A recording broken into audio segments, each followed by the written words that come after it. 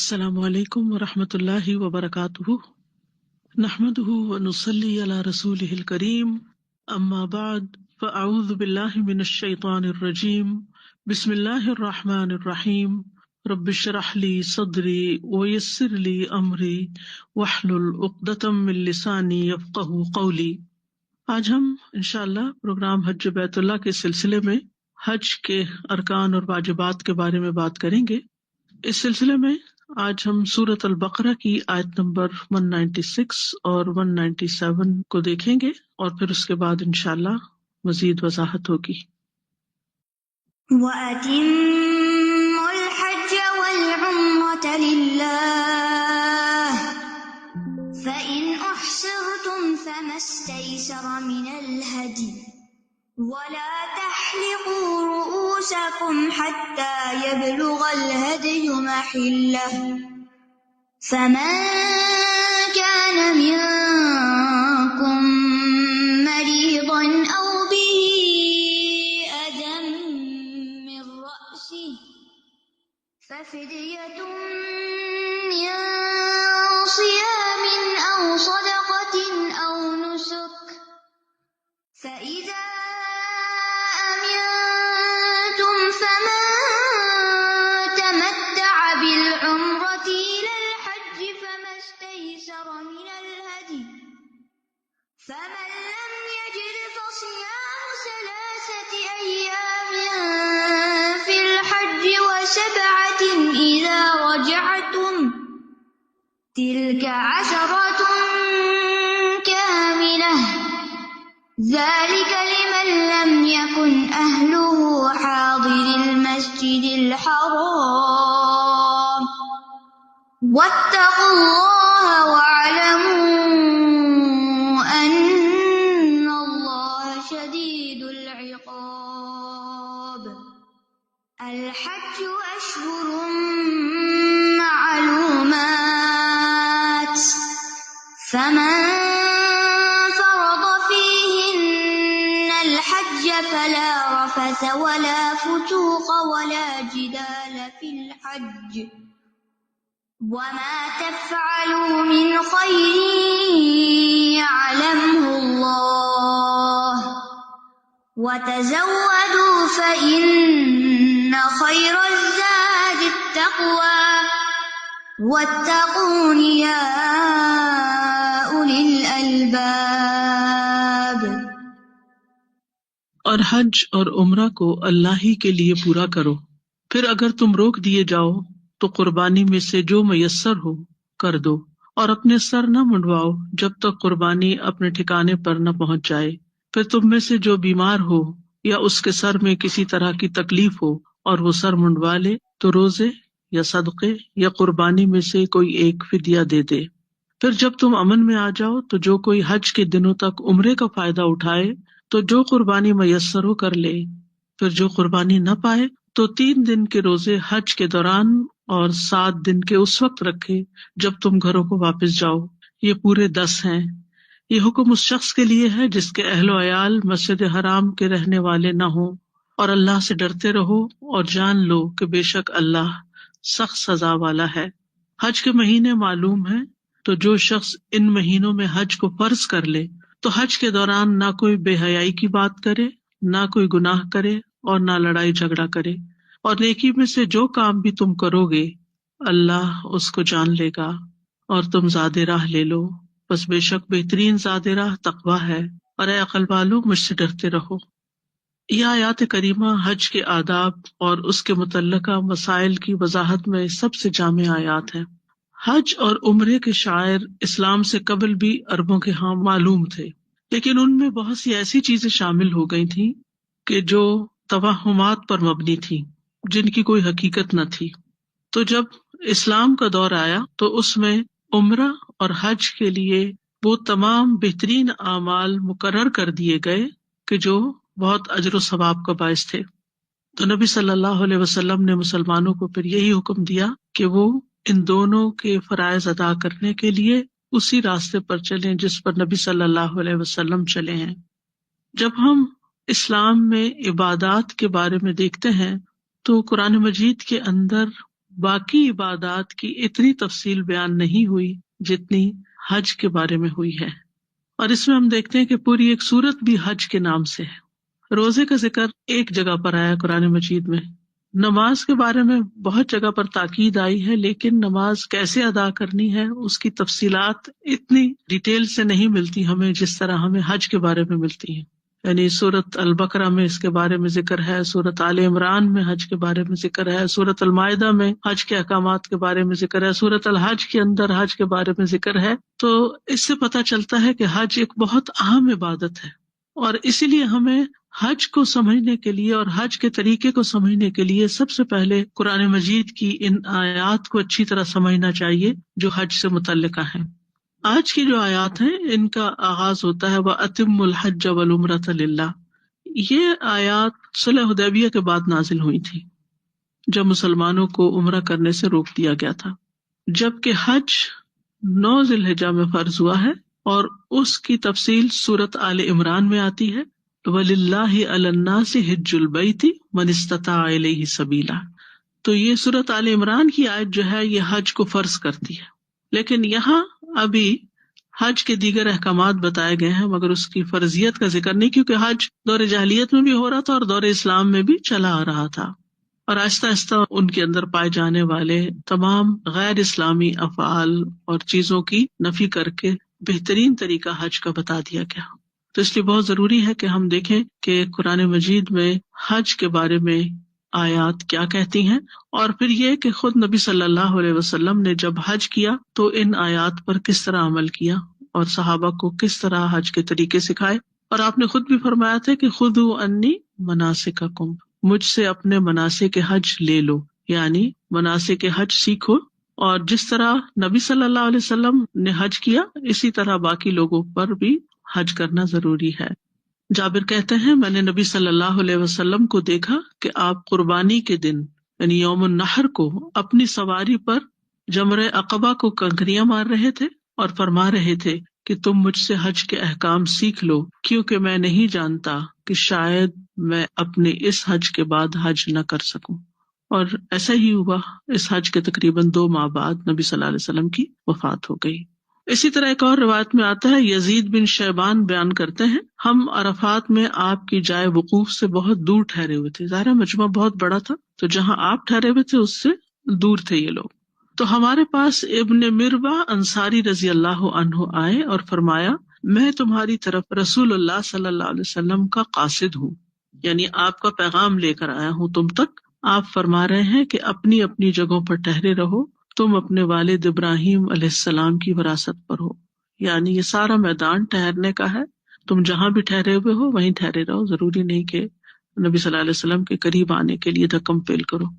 تو جہاں تک اس آیت کا تعلق ہے تو اللہ تعالیٰ فرماتے ہیں وَأَتِمُّ الْحَجَّ وَالْعُمْرَةَ لِلَّهِ، وَأَتِمُّ کا لفظ بڑا اہم ہے کہ تمام کرو، پورا کرو، حج کو بھی اور عمرے کو بھی، اور نیت کیا ہو کہ للہ ہو، فی اللہ ہو، باللہ ہو، یعنی حج اور عمرہ کو اس حال میں ادا کرو کہ ان کے ارکان، شروط اور آداب مکمل ہوں، اور یہ سب کچھ خالصتاً اللہ تعالیٰ کی رضا کے لیے ہوں۔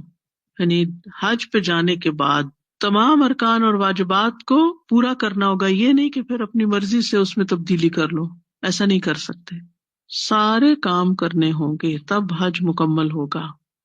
یعنی حج پہ جاؤ تو حج کے تمام ارکان مکمل کرو، اور ان مناسک اور سنن کو نبی صلی اللہ علیہ وسلم کے طریقے کے مطابق ادا کرو، تبھی وہ اتمام کو پہنچیں گے، تبھی وہ کمپلیٹ ہوں گے۔ اور اس میں یہ بھی شامل ہے کہ حج اور عمرے کے تمام افعال کو ان کے مقررہ اوقات اور سنت کے مطابق ادا کرنا ضروری ہے، یعنی اوقات کی بھی پابندی کرنی ہوگی کہ کون سا کام کس دن کرنا ہے، یعنی ان میں وہ تمام افعال شامل ہیں جنہیں ایک خاص مدت کے اندر مکمل کرنا ہوگا۔ یعنی یہ نہیں کہ حج کے جو سارے مہینے ان کے اندر پھیلا دو، جب جو جی چاہے کر لو، ایسا نہیں ہے، اوقات کی بھی پابندی کرنی ہوگی اور کیفیات کی بھی، اور اس میں کسی قسم کی اپنی مرضی سے کوئی کمی نہیں کر سکتے، اور اگر کسی وجہ سے کوئی کمی رہ جائے تو اس پر پھر دم دینا ہوگا۔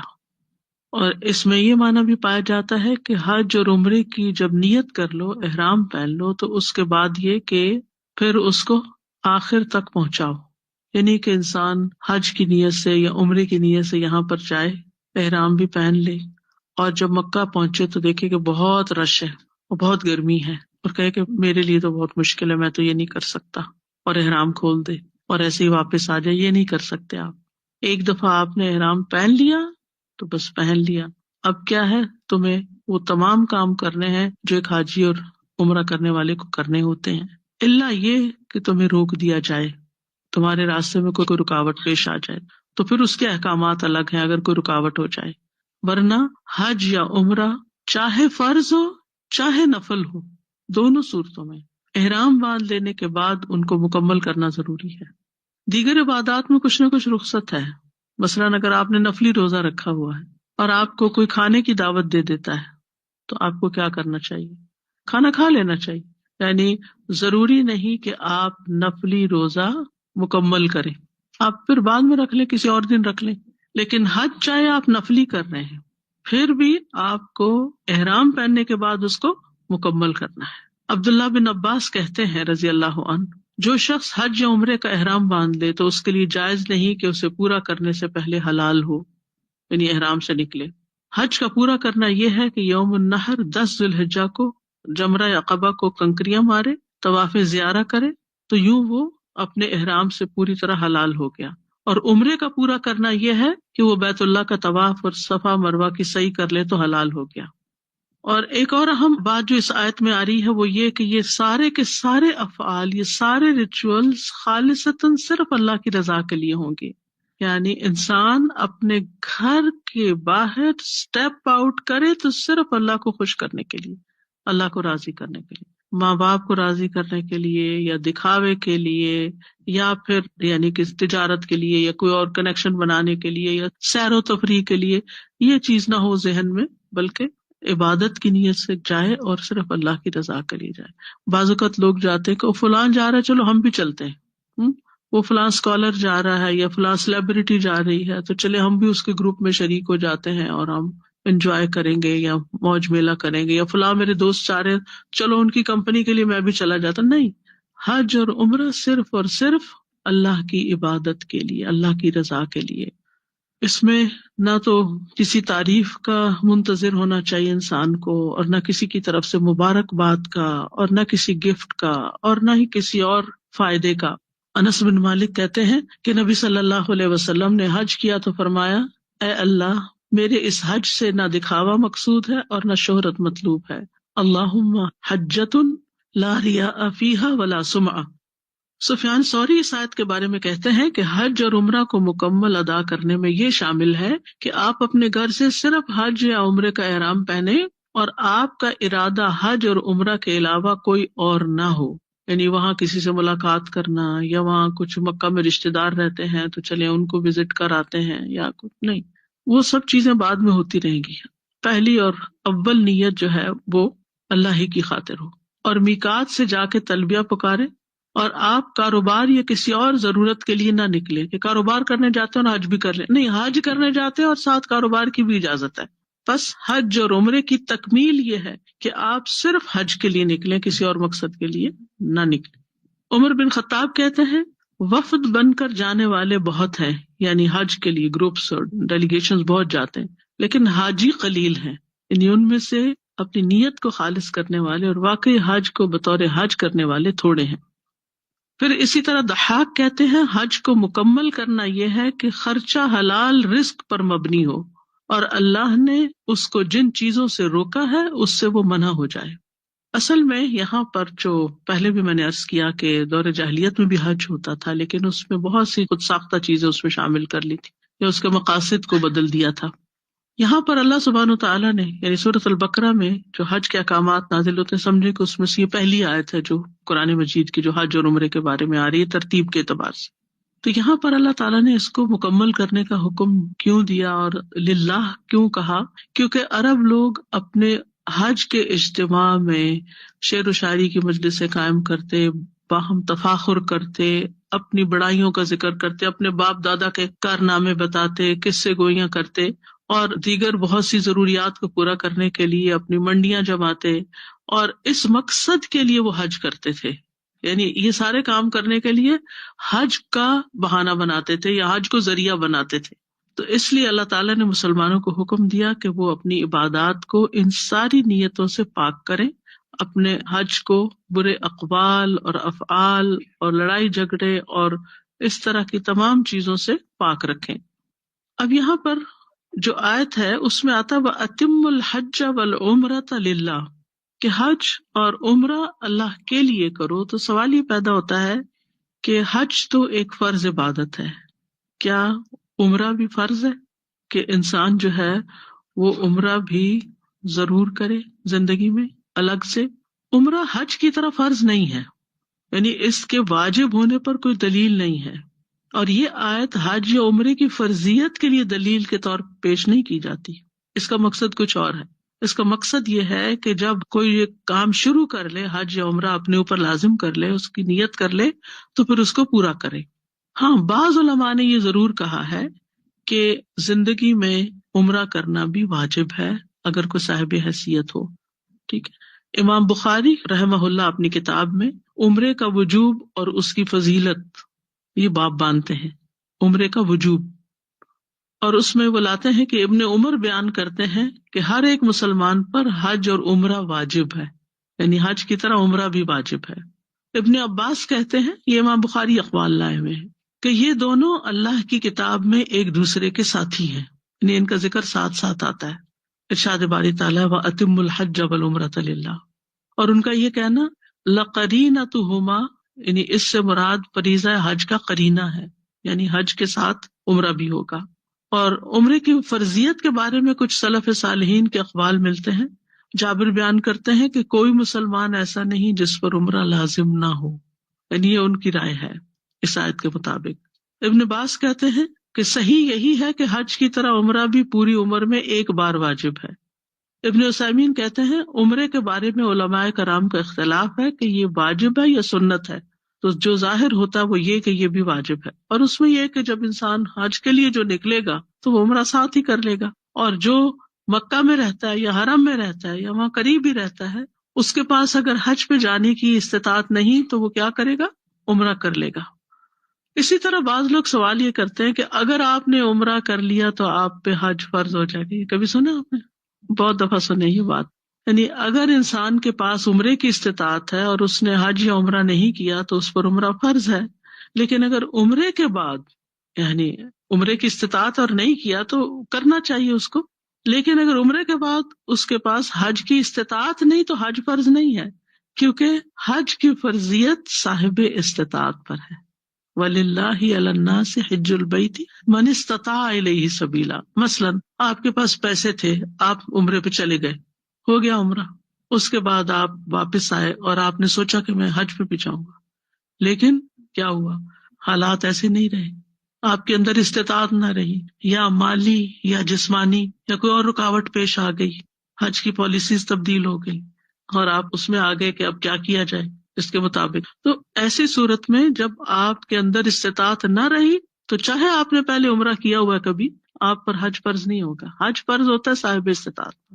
پھر فرمایا فَإِنْ أُحْصِرْتُمْ فَمَا اسْتَيْسَرَ مِنَ الْهَدْيِ، پھر اگر تم گھیر لیے جاؤ تو قربانی میں سے جو میسر ہو وہ کرو بطور فدیہ، یعنی اگر تمہیں حج اور عمرہ مکمل کرنے سے روک دیا جائے، یعنی تم نے کچھ ارکان کیے اور تم کچھ نہ کر پائے کسی وجہ سے، یعنی احصر تم تو احصار کی کچھ صورتیں ہیں، یعنی رکاوٹ کی کچھ شکلیں ہیں، مثلاً کوئی دشمن راستہ روک دے، کوئی بیماری لاحق ہو جائے۔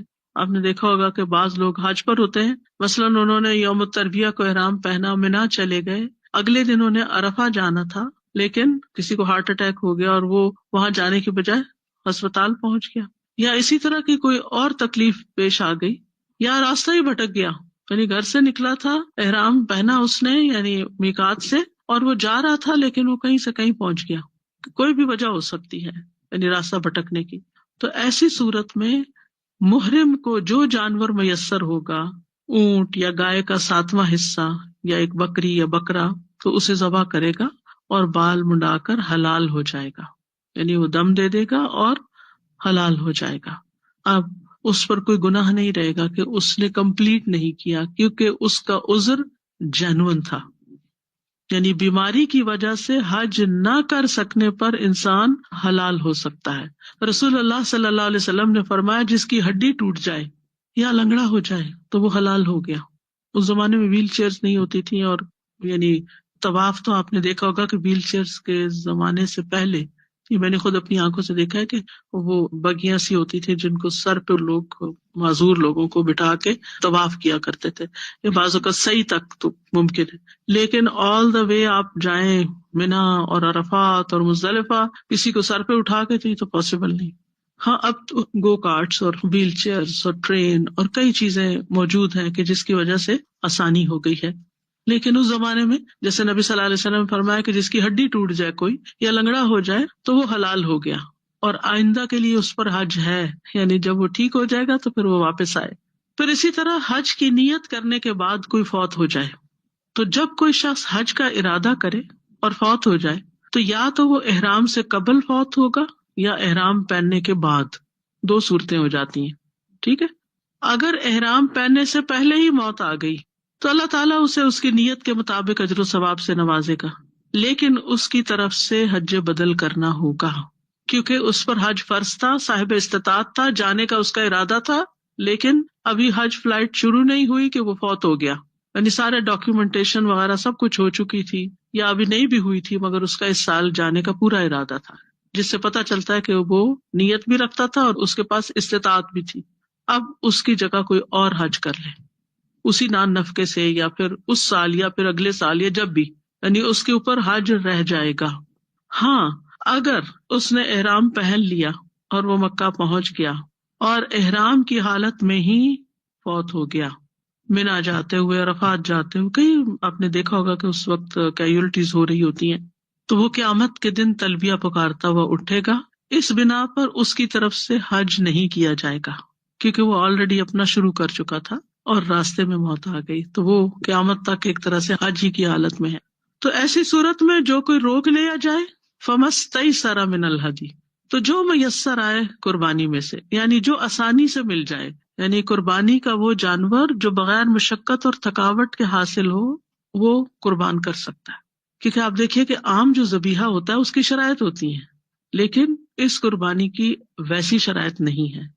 تو من الہدی، ہدی میں سے جو میسر ہو، اور ہدی وہ ہوتی ہے جس میں بکری کا یا بکرے کا 2 دانتا ہونا ضروری ہوتا ہے، کیونکہ نبی صلی اللہ علیہ وسلم نے فرمایا وہی جانور ذبح کیا کرو جو سال بھر کا ہو، البتہ اگر مشکل ہو تو بھیڑ کا 6 ماہ کا بچہ بھی ذبح کر سکتے ہو. فمستئی سرا میں پھر آسانی ہو جائے گی. اس ممانعت میں ہر وہ جانور شامل ہے جو اللہ عز و جل کے قرب کے لیے ذبح کیا جائے، جیسے صدقے کا بکرا دیتے ہیں، یا پھر حج اور عمرے میں کی جانے والی قربانی ہوتی ہے، یا عید الاضحیٰ میں یا عقیقے کے لیے، اس میں یہ چیز شامل ہو جائے گی. نبی صلی اللہ علیہ وسلم نے حدیبیہ کے موقع پر جب اپنا احرام کھولا تھا تو پھر کیا کیا تھا؟ قربانی کر دی تھی. مسور بن مخرمہ اور مروان رضی اللہ عنہما کہتے ہیں کہ رسول اللہ صلی اللہ علیہ وسلم حدیبیہ کے موقع پر عمرہ کرنے کے لیے نکلے، راستے میں بدیل سے ملاقات ہوئی. اس نے کہا قریش آپ سے لڑیں گے اور آپ کو بیت اللہ سے روکیں گے. رسول اللہ صلی اللہ علیہ وسلم نے فرمایا کہ ہم لڑنے کے لیے نہیں آئے، ہم عمرہ ادا کرنے آئے ہیں. لیکن پھر کفار نے آپ کو کعبہ نہیں جانے دیا، تو رسول اللہ صلی اللہ علیہ وسلم نے اپنے اصحاب سے فرمایا اٹھو اور قربانی کرو، پھر سر منڈوا لو. پھر رسول اللہ صلی اللہ علیہ وسلم نے اپنی قربانی کو نحر کیا. پھر آپ نے حجام کو بلایا اور اس نے آپ کے سر کو مونڈ دیا.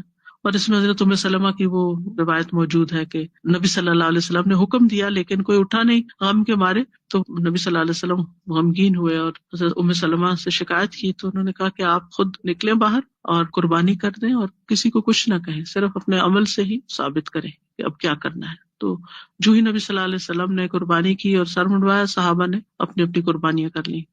عبداللہ بن عمر کہتے ہیں یہ فتنہ ابن الزبیر کے زمانے میں عمرے کی نیت سے مکہ روانہ ہوئے تھے. کہنے لگے اگر مجھے بیت اللہ کا طواف کرنے سے روکا گیا تو میں وہی کچھ کروں گا جو ہم نے رسول اللہ صلی اللہ علیہ وسلم کے ہمراہ کیا تھا. چنانچہ انہوں نے اس بنا پر احرام باندھ لیا جیسا رسول اللہ صلی اللہ علیہ وسلم نے حدیبیہ کے سال باندھا تھا. پھر فرمایا وَلَا تَحْلِقُوا رُؤُوسَكُمْ حَتَّى يَبْلُغَ الْهَدْيُ مَحِلَّهُ، اپنے سر نہ منڈواؤ یہاں تک کہ قربانی اپنی حلال گاہ کو پہنچ جائے. تحلیق حلق کہتے ہیں استرے کے ساتھ سر کو بالکل مونڈ دینا، یعنی بالکل شیو کر دینا۔ قصر ہوتا ہے بال کترانا، یعنی بال کو منڈوا کر یا کسی بھی طریقے سے زائل کرنا احرام کے ممنوعات میں شامل ہے، چاہے سر کے بال ہوں یا بدن کے کسی حصے کے۔ جب انسان احرام پہن لیتا ہے تو اپنے بال زائل نہیں کر سکتا، نہ انڈر آرمز، نہ انڈر لیگز، نہ کسی قسم کی کوئی ویکسنگ یا کوئی اور کچھ بھی، کوئی بال جسم سے الگ نہیں کر سکتے۔ ناخن تراشنے کا حکم بھی اسی میں ہی آتا ہے کہ احرام کی حالت میں جہاں بال منڈوانا منع ہے وہاں ناخن کتروانا یا کاٹنا بھی منع ہے۔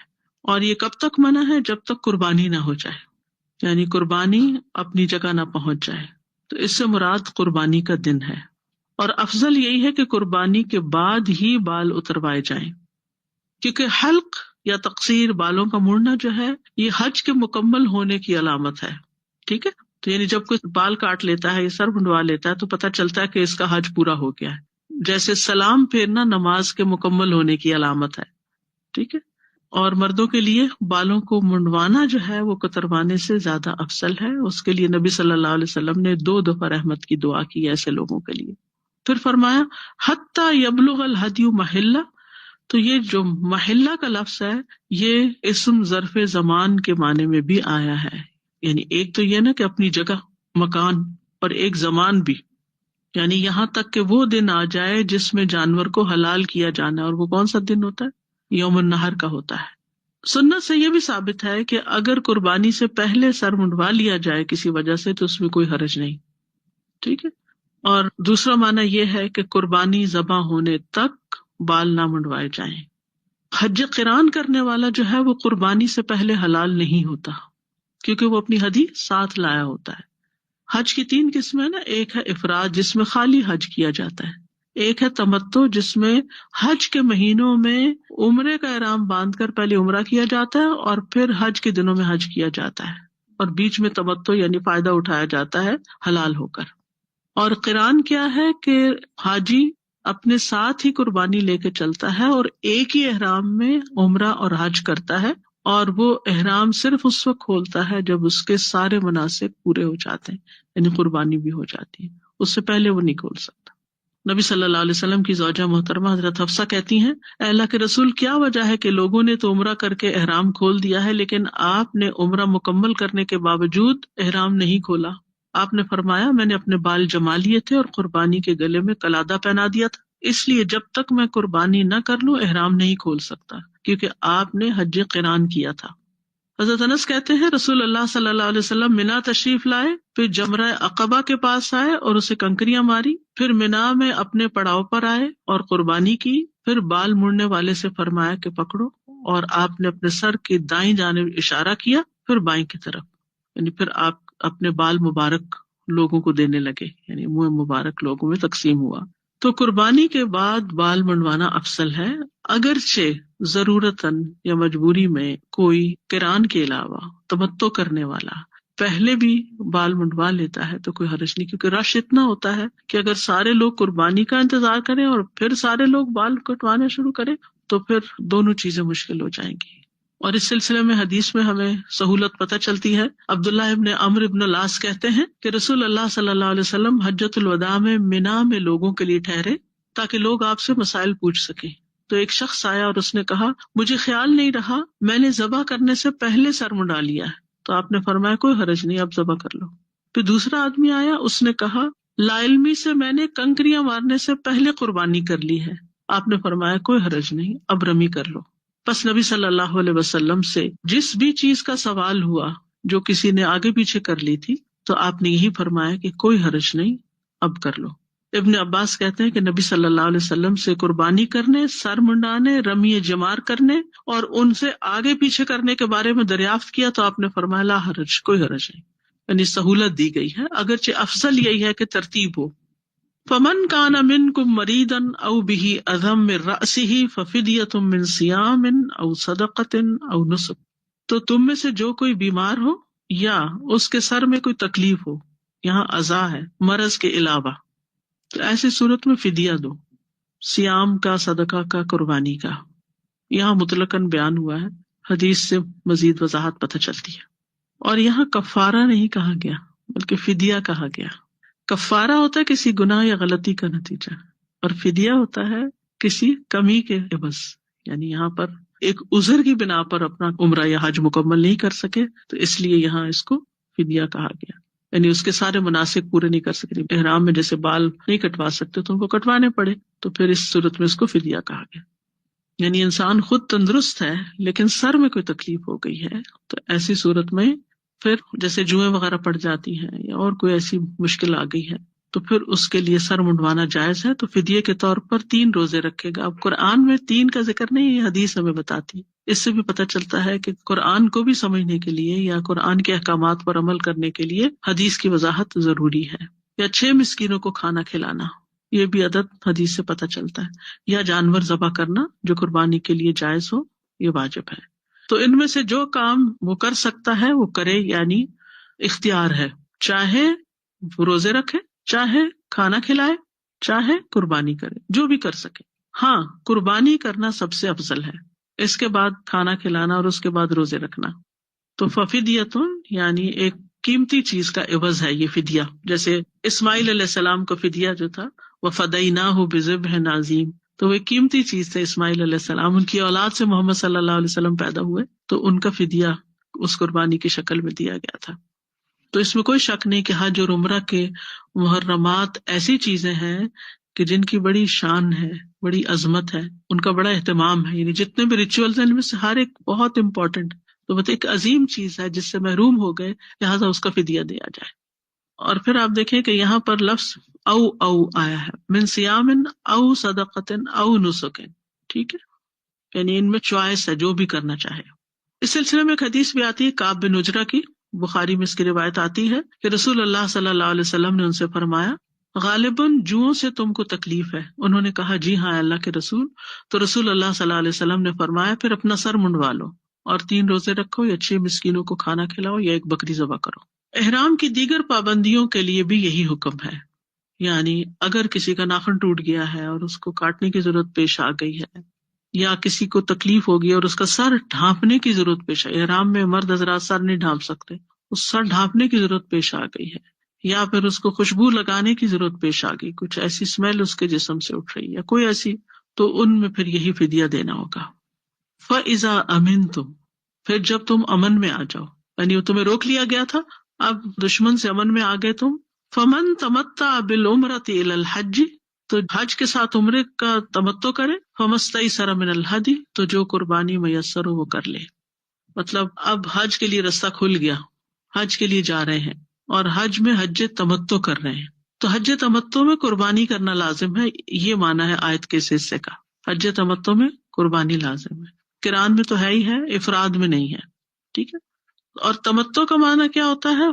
فائدہ اٹھانا، لذت اٹھانا. متاع ہر اس چیز کو کہتے ہیں جس سے انسان کوئی فائدہ اٹھاتا ہے یا لذت پاتا ہے، ٹھیک ہے.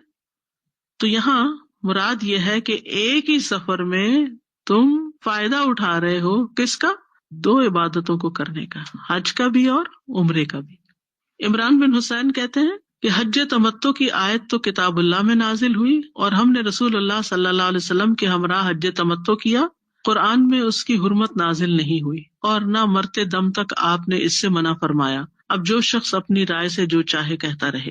اصل میں بات یہ ہے کہ عربوں کے ہاں اس کی شدید ممانعت تھی. دور جاہلیت میں وہ ایک سفر میں حج اور عمرہ کرنے کو ناپسند کرتے تھے اور اس کے اوپر سختی سے قائم تھے. وہ کیا کہتے تھے کہ حج کے لیے الگ جاؤ، عمرے کے لیے الگ جاؤ. اسلام نے آ کے سہولت پیدا کی اور اس میں کتنی خیر ہے کہ کچھ لوگ بہت دور دراز کے مقام سے آتے ہیں اور زندگی میں ایک ہی بار جا سکتے ہیں.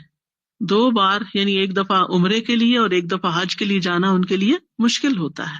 تو ہمارے دین کی خوبصورتی یہی ہے کہ انسانی ضروریات اور جذبات اور احساسات کا لحاظ رکھا گیا ہے. لہٰذا امن کے زمانے میں اگر کوئی حج کر رہا ہے تو عمرہ بھی ساتھ کر سکتا ہے. دونوں عبادتیں بیک وقت ایک سفر میں ہو سکتی ہیں اور اسی کے بارے میں حدیث آئی ہے کہ اس سے منع نہیں کیا گیا. اگر کوئی کہتا ہے کہ نہیں ایسا نہیں ویسا کرنا چاہیے، زیادہ بہتر الگ الگ کریں، تو نہیں، زیادہ بہتر وہ ہے جس کے بارے میں سنت میں کوئی فضیلت آئی ہے. اور اس میں یہ ہے کہ حج کے مہینوں میں عمرہ کرنا، یعنی تمتع کب ہوگا؟ جب حج کے مہینوں میں عمرہ کریں گے. اور حج کے مہینے کون سے ہیں؟ شوال، ذوالقعدہ اور ذی الحجہ بعض کے نزدیک پہلے 10 دن اور بعض کے نزدیک پورا مہینہ. تو حج کی اس قسم کو تمتع کا نام دیا گیا ہے، اور اس لیے بھی کہ حج کا احرام پہننے والا روح اور جسم دونوں لذتوں کو جمع کر لیتا ہے. پہلے وہ عمرے کا احرام پہنتا ہے اور مناسک ادا کرتا ہے، روحانی لطف اٹھاتا ہے. پھر جب اس سے فارغ ہو جاتا ہے تو حلال ہو جاتا ہے، احرام کی پابندیاں ختم ہو جاتی ہیں. اور جب تک وہ حج کا احرام نہیں پہنتا، عورتوں کے قریب جا سکتا، خوشبو لگا سکتا ہے، اس کے لیے یہ فائدہ اٹھانے کے مواقع ہیں. تو اس لیے اس کو حج تمتع کہا گیا. اس کے علاوہ حج کی 2 اور اقسام ہوتی ہیں، حج افراد یا مفرد، جس میں انسان صرف حج کا احرام پہنتا ہے اور اس کے ساتھ عمرے کو جمع نہیں کرتا. عمرہ کسی اور وقت میں کر لیتا ہے، سال کے کسی بھی وقت میں، جیسے جو لوگ مکہ وغیرہ میں یا حرم میں رہتے ہیں. اور دوسری قسم حج قران ہے، یعنی ایک ہی سفر میں ایک ہی احرام میں عمرہ اور حج دونوں جمع کرنا. اور حج تمتع کیا؟ ایک سفر میں عمرہ اور حج کرنا، لیکن ایک احرام میں نہیں. حج قران کیا ہے؟ ایک احرام میں عمرہ اور حج دونوں اکٹھے کرنا، چاہے کتنا بھی گیپ ہو. یعنی آپ نے شوال کے شروع میں کر لیا اور پھر ذی الحج میں تقریباً 2 مہینے کے بعد آپ حج کر رہے ہیں تو کوئی حرج نہیں. ہاں، اگر آپ نے رمضان میں عمرہ کیا تو وہ آپ کا حج تمتع شمار نہیں ہوگا. اس کے لیے اگر آپ تمتع کرنا چاہتے ہیں تو پھر آپ حرم سے باہر نکلیں اور پھر عمرے کا احرام حج کے مہینوں میں پہن کر آپ عمرہ کریں اور پھر احرام کھول دیں اور پھر حج کے موقع پر احرام دوبارہ پہنیں. تو یہاں اللہ تعالیٰ نے حج کے احکام کو ایک طرح سے تفصیل سے بیان کیا ہے. فمن تمتع بالعمرۃ الی الحج فما استیسر من الہدی. تو یہاں پر فمن تمتع بالعمرۃ الی الحج، الی الحج سے مراد یہ ہے کہ جو حج کا دن شروع ہو جاتا ہے ذو الحجہ کا 8واں دن جس کو کہتے ہیں، تو اس پر اللہ کی نعمت کا شکر ادا کرتے ہوئے قربانی کرے کہ اللہ نے اس کو عمرے کا بھی موقع دیا اور اب حج کا موقع بھی اس کے پاس آ پہنچا. اب حج کے لیے جا رہا ہے تو اب شکرانے کی، یعنی پچھلی قربانی فدیے کے طور پر تھی، ایک طرح سے مجبوری کی قربانی تھی، لیکن یہ قربانی شکرانے کے طور پر قربانی ہے. اور قربانی میں اللہ تعالیٰ نے آسانی دی ہے کہ جیسی قربانی میسر ہو کر دی جائے، یعنی پالتو جانوروں میں سے اونٹ، گائے اور بھیڑ بکری میں سے کیا جا سکتا ہے، جیسے ابن عباس کہتے ہیں. اور پھر اسی طرح حضرت عائشہ کہتی ہیں کہ نبی صلی اللہ علیہ وسلم نے ایک بار بکری کی قربانی دی. یعنی حج پر تو آپ نے 100 اونٹ ذبح کیے تھے، لیکن عید کے موقع پر ایک بکری کی قربانی بھی کافی تھی. انس بن مالک کہتے ہیں کہ رسول اللہ صلی اللہ علیہ وسلم مینا آئے، جمرہ عقبہ کو کنکریاں ماری، پھر مینا میں اپنی منزل پر تشریف لائے اور قربانی کی.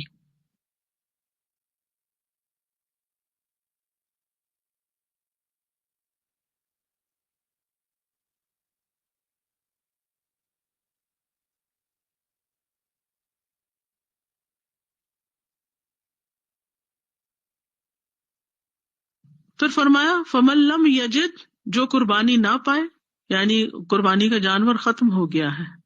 یعنی بعض اوقات ایسا بھی ہوتا ہے، جیسے اس دفعہ جب ہم آ رہے تھے تو ہمیں کہا گیا کہ ایئرپورٹ سے آپ کو زمزم مل جائے گا، اور ہم سے پہلے ایک آدھ دن جو لوگ آئے ان کو مل گیا.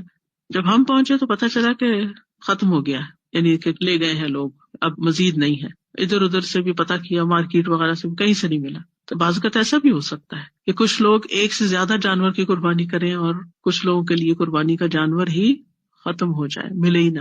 اور یہ بھی ہو سکتا ہے کہ جانور تو ہیں مگر آپ کے پاس زیادہ راہ کم ہو گیا ہے، ایسا آپ کے پاس 300 ریال ہے اور جانور 500 ریال کا مل رہا ہے، اور کوئی آپ کا ایسا جان پہچان کا بھی نہیں کہ جس سے آپ وقتی طور پر لے کر اپنا کام کر سکیں. اور خاص طور پر ایسے لوگ جو معاشی اعتبار سے کمزور ہوتے ہیں اور بہت مشکل سے پیسے جمع کر کے آتے ہیں، اور ان کو بتایا جاتا ہے کہ قربانی اتنے میں ہو جائے گی، اور جب وہ وہاں پہنچتے تو وہ قیمتیں کہیں سے کہیں پہنچی بھی ہوتی ہیں. تو اب کیا ہے، اس کے لیے قربانی کرنا ممکن نہیں رہا. تو پھر ایسی صورت میں کیا کرے؟ فصیام 3 ایام، 3 دن کے روزے رکھے، فی الحج، حج کے دوران، حج کے مہینوں میں، وَسَبْعَةٍ إِذَا رَجَعْتُمْ، اور 7 روزے مناسک مکمل کر کے واپس آ کر. واپس کہاں؟ بعض کہتے ہیں کہ مکہ میں، جیسے کئی لوگ حج کے بعد 1-2 ہفتے ٹھہرتے ہیں تو ان دنوں میں، یا پھر جب گھر میں واپس جائے تو ان دنوں میں.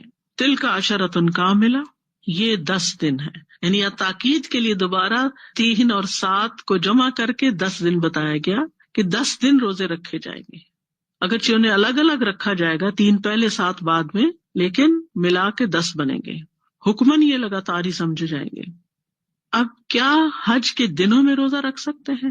تو حضرت عائشہ اور سالم اور ابن عمر سے روایت ہے رضی اللہ عنہ کہ ایام تشریق میں روزہ رکھنے کی اجازت نہیں دی گئی مگر اس شخص کو جسے ایام حج میں قربانی کا جانور نہ مل سکے تو وہ 3 دن وہاں ہی پورے کر سکتا ہے، اور جس کو پہلے سے پتا تھا میرے پاس قربانی کے پیسے نہیں ہیں تو وہ اس سے پہلے بھی روزے رکھ سکتا ہے حج کے مہینے میں، 3 روزے، یعنی حج کرنے سے پہلے۔ ابن عمر کہتے ہیں جو شخص حج اور عمرے کے درمیان تمتع کرے اسے عرفہ کے دن تک روزہ رکھنے کی اجازت ہے۔ عرفہ کے دن روزہ نہیں رکھا جائے گا، یوم النہر عید کے دن روزہ نہیں رکھا جائے گا، لیکن ایام تشریق جو ہے 11، 12 اور 13 ان میں اسے اجازت ہے۔ لیکن اگر قربانی نہ پا سکے اور اس نے روزے بھی نہیں رکھے تو پھر ایام منا میں جتنے دن وہاں ٹھہرا ہوا روزے رکھ لے، اور 7 روزے گھر والوں کے پاس آ کر رکھنا۔ ابن عمر کہتے ہیں رسول اللہ صلی اللہ علیہ وسلم نے حجۃ الوداع کے موقع پر حج کے ساتھ عمرہ ملا لیا تھا اور قربانی کی تھی۔ آپ ذوالحلیفہ سے قربانی کا جانور اپنے ساتھ لے گئے تھے، اور رسول اللہ صلی اللہ علیہ وسلم نے ابتداء میں احرام عمرہ کے ساتھ لبیک کہا، پھر حج کا لبیک کہا، تو لوگوں نے بھی نبی صلی اللہ علیہ وسلم کے ہمراہ حج کو عمرے کے ساتھ ملا کے فائدہ حاصل کیا۔ ان میں سے کچھ لوگ قربانی کے جانور ساتھ لائے تھے جبکہ کچھ لوگوں کے پاس قربانی کے جانور نہیں تھے۔ جب آپ مکہ تشریف لائے تو لوگوں سے فرمایا جس شخص کے پاس قربانی کا جانور ہے اس کے لیے کوئی ایسی چیز جو بحالت احرام حرام تھی حلال نہ ہوگی حتیٰ کہ وہ اپنے حج سے فارغ ہو جائیں گے۔ جو ساتھ لائے ہیں وہ احرام نہیں کھولیں گے، اور جو شخص قربانی کا جانور ہمراہ نہیں لایا وہ بیت اللہ کا طواف کرے، صفا مروہ کی سعی کرے، پھر بال ترشوا کر احرام کھول دے، اس کے بعد حج کا احرام دوبارہ باندھے، پھر لبیک کہے، تمتع کرے آئے۔ اور جو قربانی کی استطاعت نہ رکھتا وہ 3 دن کے روزے ایام حج میں اور 7 روزے اپنے گھر پہنچ کے رکھے، اس طرح 10 روزے ہو گئے۔ جب آپ مکہ پہنچے تو بیت اللہ کا طواف اس طرح کیا کہ سب سے پہلے حجرت اسود کو بوسہ دیا، پھر 3 چکر دوڑ کر لگائے، 4 چکر چل کر پورے کیے۔ جب بیت اللہ کا طواف پورا کر لیا تو مقام ابراہیم کے پاس 2 رکعت ادا کی، پھر سلام پھیرنے کے بعد فارغ ہو گئے اور صفا پہ تشریف لائے تو صفا مروہ کے 7 چکر لگائے۔ پھر جو چیز احرام میں حرام تھی حج پورا کرنے تک اس سے احتراز کیا، یعنی سعی کے بعد آپ نے احرام نہیں کھولا، اور 10 ذوالحجہ کو قربانی کی اور پھر آ کر بیت اللہ کا طواف کیا۔ اور اب اس میں آپ نے دوبارہ سعی نہیں کی، دونوں چونکہ کمبائن ہے تو ایک سعی پھر کافی ہوتی ہے قران والوں کو جو شروع میں ہو جاتی ہے۔ ذالک لمن لم یکن اہلہ حاضر المسجد الحرام، یہ اس کے لیے حکم ہے جس کے گھر والے مسجد حرام میں نہ ہو، یعنی حرم کے علاقے میں نہ رہتے ہوں۔ اہل سے مراد وہ خود، ایک معنی یہ لیا گیا، اہل سے مراد اس کے گھر کے افراد جن کے ساتھ وہ رہتا ہے، جیسے بیوی، بچے، والدہ، والد۔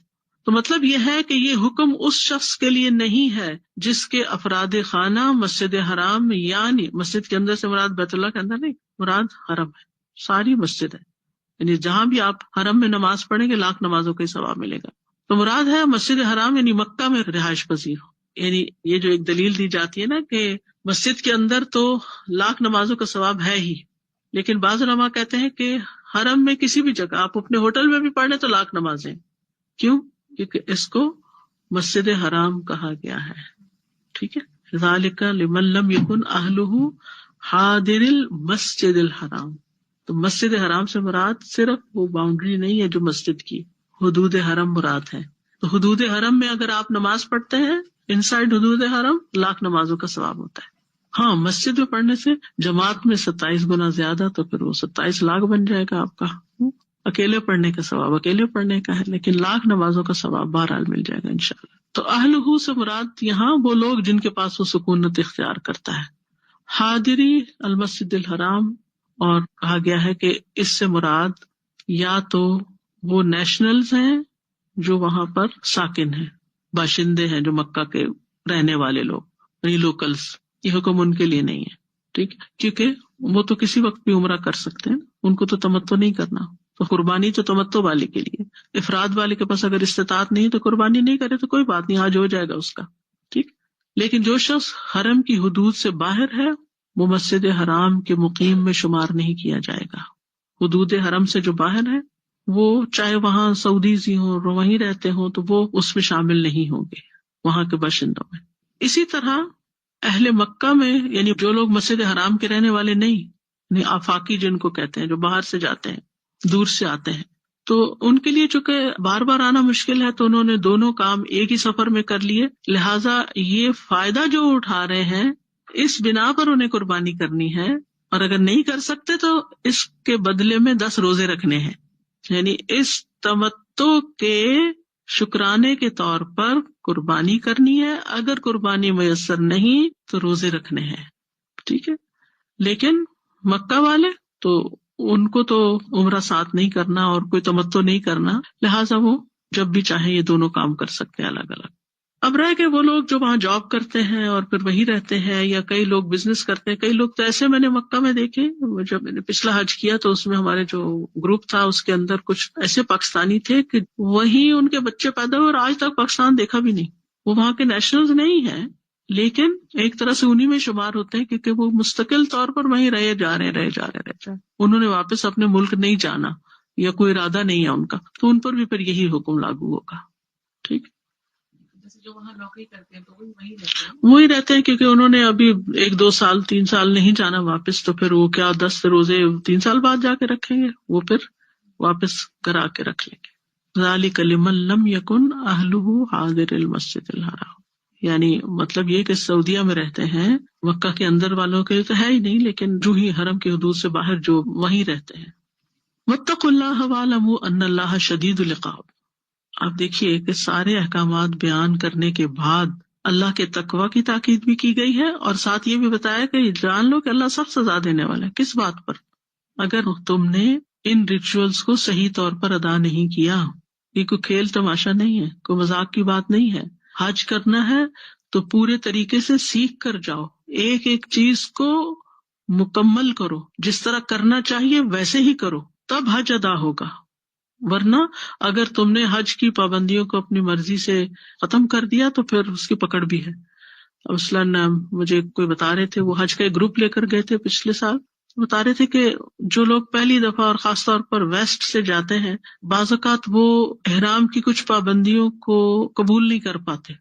مثلاً یہ کہ وہ کہتے ہیں کہ ایک میرے ساتھ تھے تو انہوں نے کہا کہ نہیں، میں تو انڈر ویئر کے بغیر جا ہی نہیں سکتا، مجھے تو لازمی پہننا ہے. انہوں نے کہا کہ آپ نہیں پہن سکتے کیونکہ سلا ہوا کوئی کپڑا مرد حضرات نہیں پہن سکتے. تو ان کو بہت دیر لگی ان کو سمجھانے میں. ایک اور کہنے لگے میں جوگر کے بغیر چل ہی نہیں سکتا، میں نہیں چپل میں چل سکتا، کیونکہ ساری زندگی بند جوتے یہاں پہننے کی عادت ہوتی سردی کی وجہ سے، یا ویسے واک جب کرتے ہیں تو ایک دماغ میں ہے کہ واک بند جوتوں میں ہی ہوتی ہے، چپلوں میں نہیں واک کرتے. تو ان کو سمجھانے میں بہت ٹائم لگا کہ یہ احرام کی پابندیوں کے خلاف ہے، اور اس طرح یعنی اتمو والی بات نہیں ہوگی نا، پورا نہیں ہوگا حج میں خلل آئے گا. لیکن بعض اوقات لوگوں کو سمجھ نہیں آتی کہ یہ تو چھوٹی سی بات ہے، اس سے کیا فرق پڑتا ہے. یہی تو اصل امتحان ہے کہ اپنی عادات، اپنے رسم و رواج، اپنے کلچر، اپنا گھر، اپنے بال بچے، ہر چیز چھوڑ کر صرف اور صرف اللہ کے لیے اللہ کے تمام احکامات کی پابندی کرو، اور اللہ سے ڈرتے ہوئے کرو. واتقوا اللہ، تقوی کو لازم کر لو. یعنی حج پہ ویسے بھی حکم ہے کہ وَتَزَوَّدُوا فَإِنَّ خَيْرَ الزَّادِ التَّقْوَىٰ، تقوی ساتھ لے کے جاؤ. اور پھر یہ کہ جو بھی احکام وہاں پر بجا لا رہے ہو ان میں بھی اللہ کا تقوی اختیار کرو. اور یہ بھی یاد رکھو کہ اگر تم یہ احکامات مانو گے تو اجر و ثواب ہے، اور اگر نہیں مانو گے تو پکڑ بھی ہے. یعنی اللہ کے دین کو اپنی مرضی سے کھیل تماشا نہیں بنا سکتے. جان بوجھ کے فرائض کو چھوڑنے والا گناہگار ہوتا ہے. تو اس آیت سے جو باتیں ہمیں پتہ چلتی ہیں کہ حج اور عمرے کے وجوب کا اس بات بھی ہمیں پتہ چلتا ہے، اور پھر یہ کہ ان ارکان و واجبات کو پورا کرنا ہے، اور جب شروع کر لیا جائے حج اور عمرہ تو اسے مکمل کرنا ضروری ہے، اور ان تمام چیزوں کو آسان طریقے سے ادا کرنا ہے. اور حج اور عمرے کا احرام کسی مجبوری کے تحت ہی کھولا جا سکتا ہے، اپنی مرضی سے نہیں، بلکہ اس کو مکمل کرنا ہوگا. نیکسٹ آیت میں ہے الحج اشہر معلومات، حج کے مہینے معلوم ہیں، یعنی حج صرف متعین معلوم مہینوں میں ہی ہوگا، اور وہ شوال، ذوالقعدہ اور ذی الحجہ ہیں. حج کا احرام آپ رمضان میں نہیں باندھ سکتے.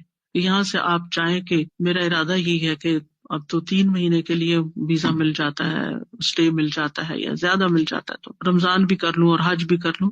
ٹھیک ہے، اگر آپ کی نیت ہے تو حج کے احرام کے لیے پھر باہر نکل کے دوبارہ اندر جائیں. عمرہ جو ہے وہ سال کے کسی بھی مہینے میں کسی بھی وقت کیا جا سکتا ہے، لیکن حج صرف معلوم مہینوں میں ہی کرنا ہوگا، مقرر مہینوں میں ہی. ابن عباس کہتے ہیں سنت میں سے ہے کہ حج کا احرام صرف حج کے مہینوں میں ہی باندھیں. حضرت عائشہ فرماتی ہیں ہم رسول اللہ صلی اللہ علیہ وسلم کے ساتھ حج کے مہینوں میں، حج کی راتوں میں اور حج کے احرام میں نکلے. اور فمن فرض فیہن الحج، جس نے اپنے اوپر حج فرض کر لیا، مطلب یہ کہ اس نے نیت کے ساتھ احرام باندھ لیا، یہ مراد ہے. اور لبیک اللہم لبیک کہہ دیا. یعنی حج کو فرض کرنے سے مراد کیا ہے کہ احرام کے بعد بلند آواز سے اس نے تلبیہ پکار لیا. حالت احرام میں داخل ہو گیا، نیت بھی کر لی، منہ سے بھی بول دیا. اب کیا نہیں کرنا؟ فلا رفث، رفث نہیں.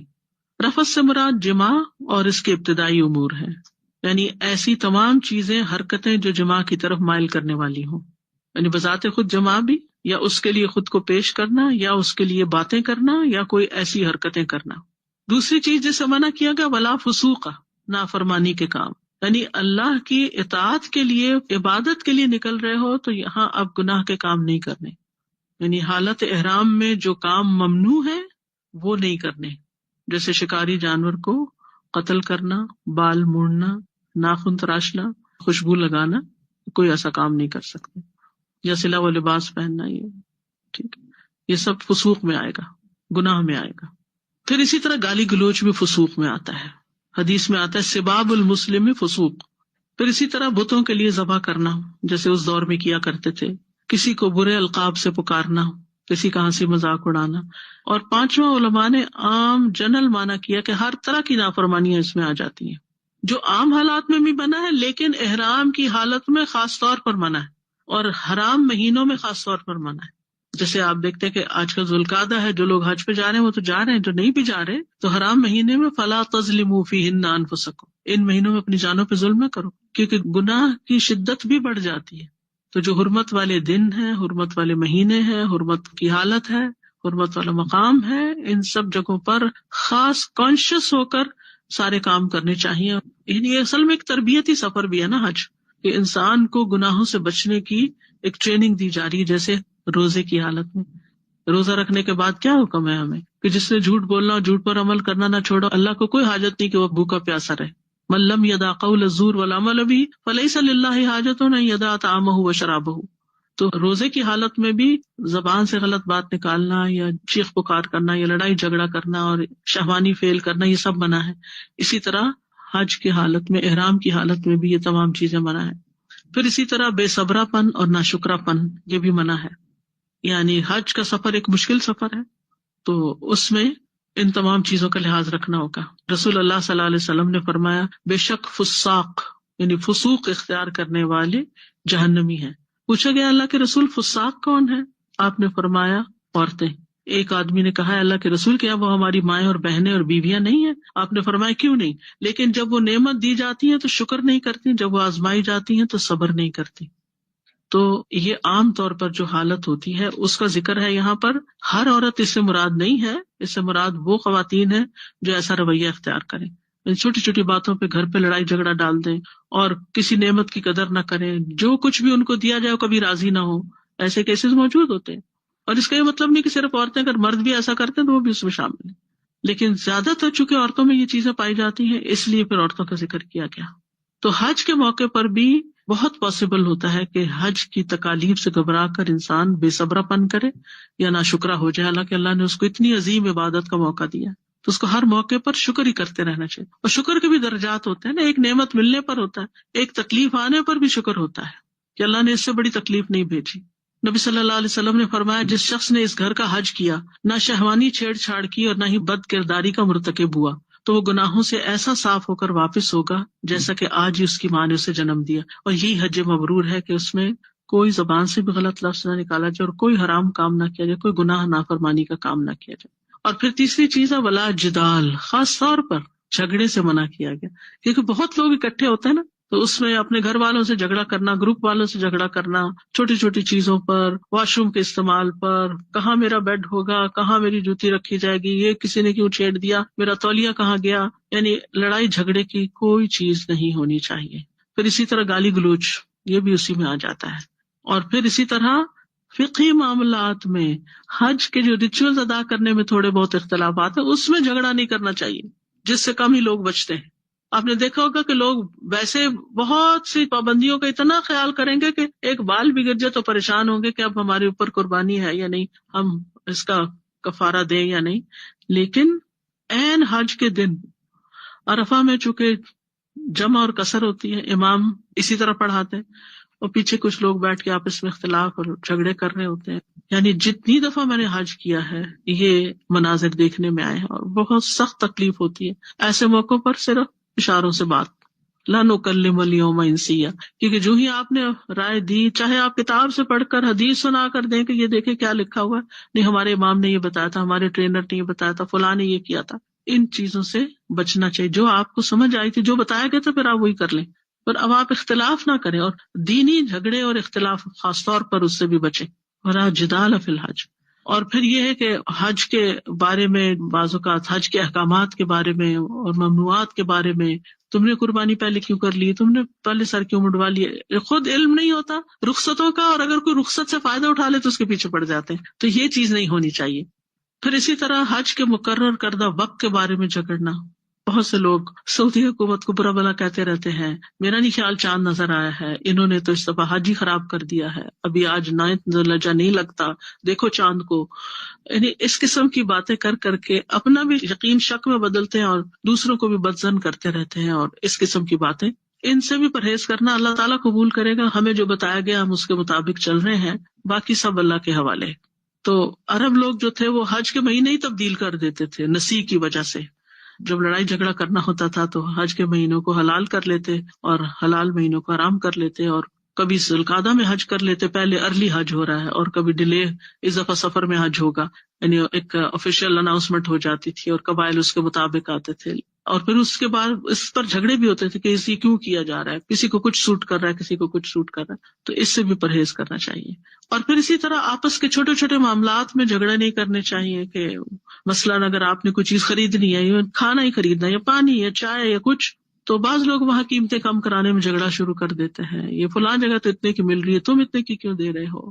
یا پھر اسی طرح اگر پانی بٹ رہا ہو تو اس میں جھگڑا شروع کر دیتے ہیں، کھینچا تانی شروع کر دیتے ہیں، دکم پیل شروع کر دیتے ہیں. کیونکہ وہاں جگہ جگہ الحمدللہ سبیلیں لگی ہوئی ہوتی ہیں، پانی، لسی، کھانا، بہت کچھ تقسیم ہو رہا ہوتا ہے. کیونکہ حاجی اللہ کے مہمان ہوتے ہیں، اور ان کی خدمت جو ہے وہ افضل ترین عبادات اور افضل ترین نیکیوں میں سے ہے.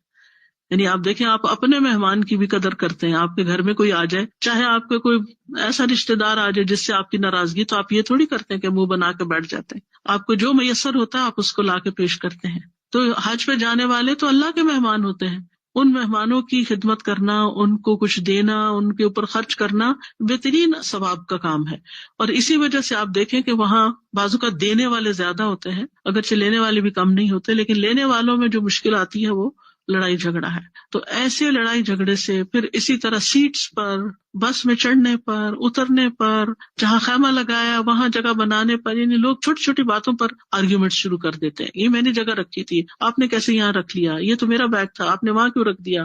یعنی بعض اوقات لوگ صرف آپ کوئی چھوٹی سی چیز بھی ان کی اٹھا کے، ضرورتاً جوتے ہی اٹھا کے راستے سے سائڈ پہ رکھ دے تو اس پہ بھی لڑائی شروع کر دیتے ہیں کہ آپ کون ہوتے ہیں یہ کرنے والے. یہ ساری چیزیں انتہا درجے کے گناہوں میں شامل ہیں، ان سے بچنا چاہیے، کیونکہ اللہ سبحانہ تعالیٰ نے خاص طور پر اس سے روکا ہے. تو جو شخص رفث، فسوق اور جدال نہ کرے اس کا حج مبرور ہوتا ہے اور حج مقبول ہوتا ہے. اور حج مبرور کا بدلہ جنت کے سوا کچھ نہیں. رسول اللہ صلی اللہ علیہ وسلم نے فرمایا، ایک عمرے کے بعد دوسرا عمرہ دونوں کے درمیان کے گناہوں کا کفارہ ہے، اور حج مبرور کا بدلہ جنت کے سوا کچھ نہیں. پھر فرمایا، وما تفعلوا من خیر یعلمہ اللہ، نیکی کا جو کام بھی تم کرو گے اللہ اس کو جانتا ہے. یعنی نیکی کا سفر ہے، اور اس میں جتنی بھی نیکیاں ہوں، یعنی مطلب کیا ہے کہ ایک طرف بتایا گیا لا رفث ولا فسوق ولا جدال، کہ یہ نہیں کرنا. احرام کی پابندیاں بتا دی کہ یہ نہیں کرنا، اور یہ بتا دیا گیا کہ تمتع کیسے کرنا ہے اور قربانی کیسے کرنی، یہ ساری چیزیں. لیکن دوسری طرف ایک عام اصول بھی بتا دیا گیا کہ صرف یہی کام چھوڑنے نہیں، یا صرف چند کام کرنے نہیں، بلکہ وما تفعلوا من خیر، کوئی بھی نیکی کرو گے وہ اللہ کے علم میں ہے، اللہ تعالیٰ اس کو جانتا ہے. یعنی اللہ کے قرب کی خاطر، اللہ کی رضا کی خاطر، یعنی کسی کو دیکھ کے آپ اسمائل کر رہے ہیں، کسی کو آپ راستہ دے رہے ہیں، کسی کو اپنی جگہ دے دیتے ہیں، کسی کو پانی کا گلاس لا کر دے دیتے، کیونکہ کچھ لوگ نہیں اٹھ سکتے. تو میں نے دیکھا ہے مسجد نبی میں بھی اور ادھر حرم میں بھی کہ ماشاءاللہ کچھ لوگ صرف خود پانی نہیں پیتے، وہ اپنے ساتھ 2-3 گلاس اور ساتھ آفر کرتے کرتے جاتے ہیں. کچھ خود کھا رہے ہو تو ساتھ دوسروں کو بھی آفر کریں گے، چپکے سے رکھ کے چلے جائیں گے، خاموشی سے. اور رمضان میں بھی آپ دیکھیں کہ کس طرح مطاف کے اندر لوگ کھڑے ہوتے ہیں اور ہر ایک کو کھجوریں اور کھانے کی چیزیں، اور سعی کے دوران پانی کی بوتلیں، مختلف چیزیں جو ہیں وہ بانٹ رہے ہوتے ہیں. تو نیکی میں 3 طرح کی نیکیاں آتی ہیں. نمبر 1 یہ ہے کہ آپ اپنی عبادت اور اپنے ذکر اور اپنی تلاوت اور اپنے نفل اور طواف اور ان چیزوں پر خوب زور لگائیں. یعنی نیکی کے جتنے کام عمرے اور حج کے درمیان کے جو دن ہیں یا مسجد نبوی میں اشہر الحج میں خوب نیکی کے کام کریں. یعنی اپنی ذاتی عبادات، تہجد کے لیے جائیں، طواف کریں، ذکر کریں. دوسرا ہے خدمت خلق کے کام، یعنی افضل جگہ پر، افضل مہینوں میں، افضل دنوں میں افضل نیکیاں. یعنی جتنا آپ صدقہ خیرات کر سکیں، لوگوں کی خدمت کر سکیں، لوگوں کے کام آ سکیں، لوگوں کی تکلیف دور کر سکیں، کسی کو دبا دیں، کسی کو کھلا دیں، کسی کو پلا دیں، کسی کا ہاتھ پکڑ لیں، کسی کو رستہ بتا دیں، کسی کو جگہ دے دیں. یعنی جو بھی نیکی آپ خدمت خلق کے کاموں میں سے جو بھی آپ سوچ سکتے ہیں. نبی صلی اللہ علیہ وسلم نے جیسے فرمایا کہ ہر روز اگر کوئی شخص کسی کی سواری میں مدد کرے کہ اس کو اس کی سواری پر سوار کر دے، یعنی جیسے جا رہے ہیں کچھ لوگ چڑھ سکتے ہیں، نہیں چڑھ سکتے، بٹھا دے، یا اس کا سامان اس پر اٹھا کر رکھ دے، یہ بھی صدقہ ہے. اچھی بات کہنا بھی صدقہ ہے. ہر قدم جو نماز کے لیے اٹھتا ہے وہ بھی صدقہ ہے. کسی کو راستہ بتا دینا بھی صدقہ ہے.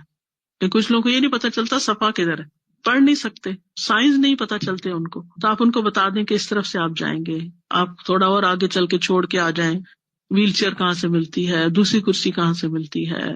یعنی بہت ساری اس طرح کی چیزیں. رسول اللہ صلی اللہ علیہ وسلم نے فرمایا تمہارا اپنے بھائی کو دیکھ کے مسکرانا صدقہ ہے، تمہارا نیکی کا حکم دینا، برائی سے روکنا صدقہ ہے، بھولے بھٹکے کو راستہ بتانا صدقہ ہے، نابینا کے ساتھ چلنا صدقہ ہے، راستے سے پتھر کانٹا یا ہڈی ہٹا دینا بھی صدقہ ہے، اپنے ڈول سے دوسرے بھائی کے ڈول میں پانی ڈالنا بھی صدقہ ہے. تو یہ تو ہو گئے صدقات. تیسری قسم کی نیکی خاص طور پر امر بالمعروف اور نہی عن المنکر، کہ مثلاً اگر کوئی شخص حرم میں سو رہا ہے اور اٹھ کے ایسی نماز شروع کر دی تو آپ اس کو پیار سے بتائیں گے کہ دیکھیں آپ وضو کر لیں، کیونکہ اس طرح لیٹ کر سونے سے وضو چلا جاتا ہے. یا اگر کسی نماز کا طریقہ اس کو نہیں آتا اور آپ نے نماز میں دیکھا تو ٹھیک سے نہیں پڑھا، تو نماز کے بعد آپ آرام سے پیار سے اس کو سمجھاتے کہ اگر آپ مجھے اجازت دیں تو میں آپ کو، یعنی ایک دم سے نہ انٹرفیئر کریں بلکہ پوچھیں آپ اجازت دیں تو میں آپ کو کچھ چیزیں بتا دوں نماز کے حوالے سے. تو لوگ بعض اوقات بڑی خوشی سے کرتے ہیں. اسی طرح آپ چھوٹی چھوٹی کارڈ یا کتابیں یا دعاؤں کی ایپس کے بارے میں آپ دوسروں کو ڈاؤن لوڈ کر ہر ایک کے پاس 5G وہاں پر اور بہت فاسٹ انٹرنیٹ ہوتا ہے، اس لیے کوئی مشکل نہیں ہوتی کہ آپ ساتھ بیٹھے ہوئے شخص کو یہ جو دعائیں ایپ ہے یہی اگر ڈاؤن لوڈ کر کے دے دیں یا اس کو اس کے بارے میں بتا دیں تو جتنی بھی وہ دعائیں پڑھے، کیونکہ بہت سہولت ہو جاتی ہے نا، اتنی کتابوں کا دتہ اٹھانے کی بجائے ایک ایپ ہے آپ کے پاس اور آپ جب چاہیں اسے کھول کے پڑھنا شروع کر دیں. 100 سے زیادہ دعائیں ہیں اس میں، اور پھر ابھی جو رمضان میں قریب مجیب پروگرام ہوئے وہ بھی اس کے اندر ہیں، اور اس کے علاوہ دن رات میں جو بھی دعائیں ہم پڑھتے ہیں وہ ساری بھی اس کے اندر ہیں، صبح شام کے اذکار کے علاوہ سونے جاگنے کے، اور یو نیم اٹ.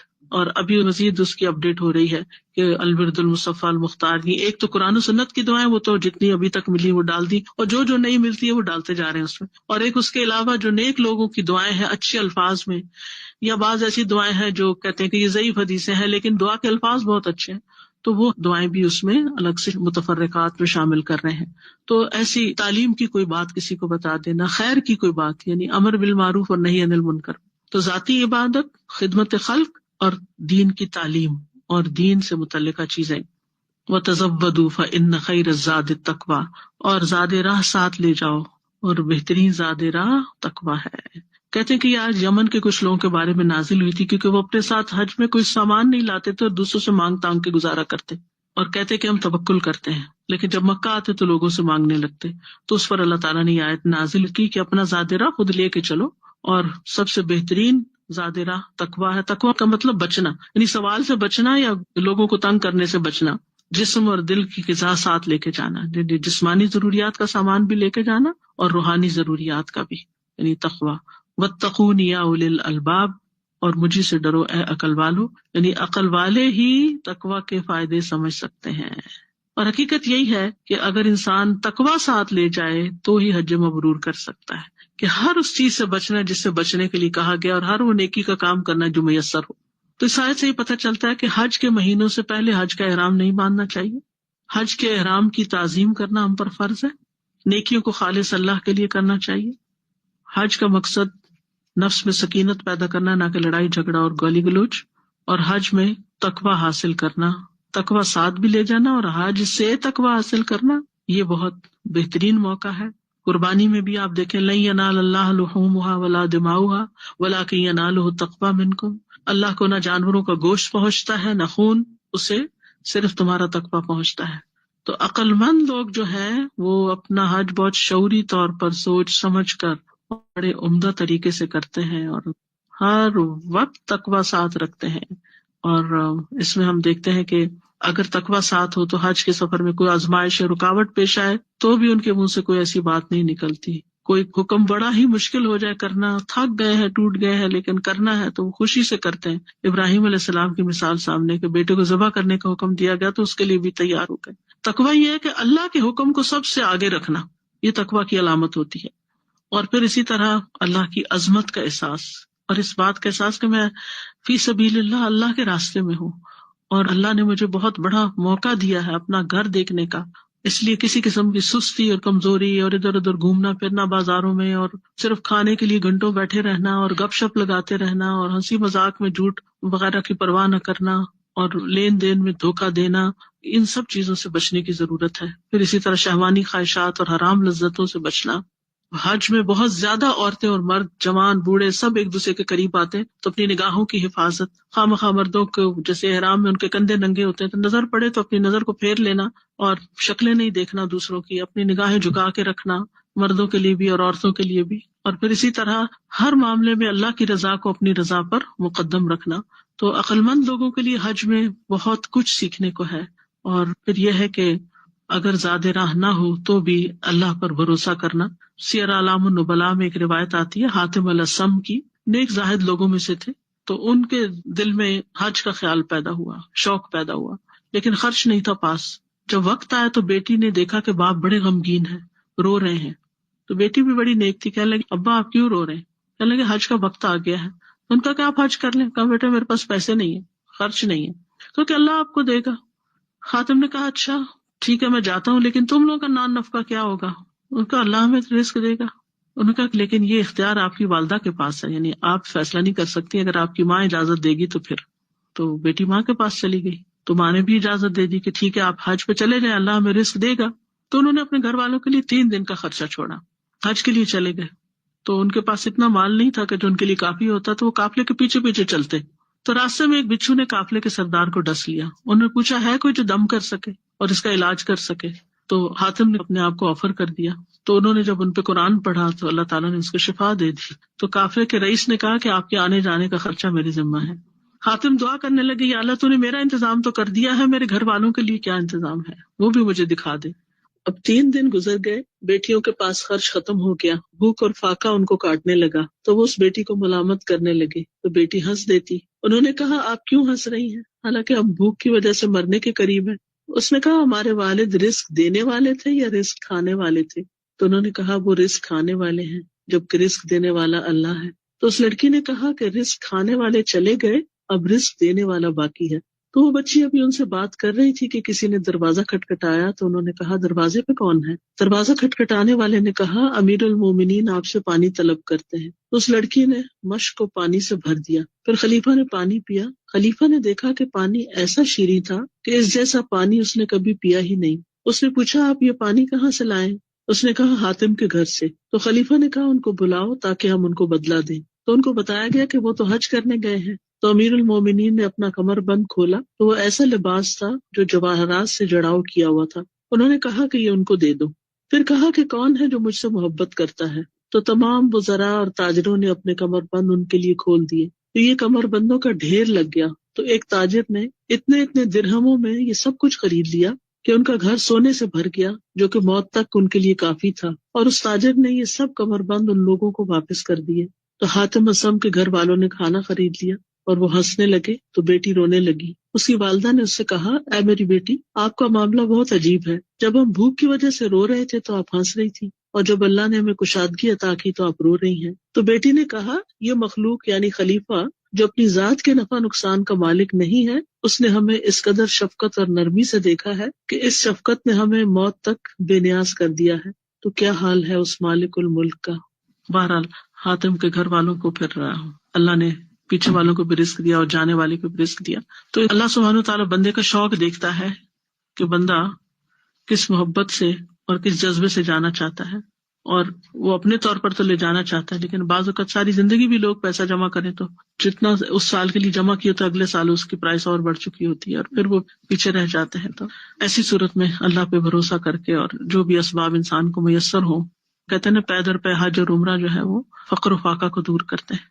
تو جو اللہ کے مہمان ہوتے ہیں اللہ سبحانہ وتعالیٰ ان کے لیے خود ہی بندوبست کرتے ہیں. ایک چیز تھی کہ یہ تینوں مہینے آپ نے کہا حج کے مہینے ہیں، لیکن وہی جو لاسٹ کے 5 days ہیں اس میں ہی حج ہے. جی، تو یہ جو مہینے نیت ان دنوں میں کر سکتے ہیں. یعنی کہ نیت کا کیا ہے؟ نیت کر لی یعنی میں نے حج کرنا ہے، تو آپ یہ نہیں کہہ سکتے کہ میں رمضان میں آپ جا رہی ہیں اور آپ کے میں حج کا احرام پہن کے جا رہی ہوں، یہ نہیں ہو سکتا. وآخر دعوانا ان الحمد للہ رب العالمین. سبحانک اللہم وبحمدک اشہد ان لا الہ الا انت استغفرک واتوب الیک. السلام علیکم ورحمۃ اللہ وبرکاتہ.